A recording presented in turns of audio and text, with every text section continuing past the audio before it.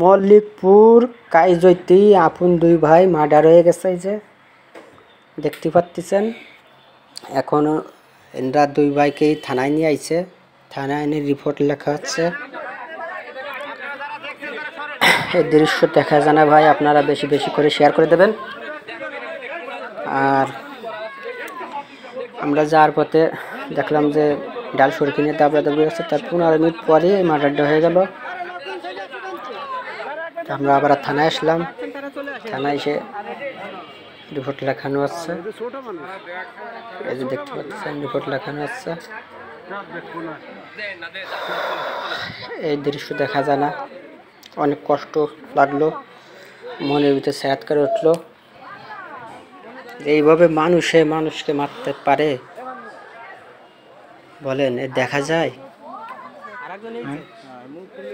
যায় একজনের যে অ্যাম্বুলেন্সে রয়েছে, তার রিপোর্ট লেখা হয়ে গেছে। বেশি বেশি করে শেয়ার করবেন।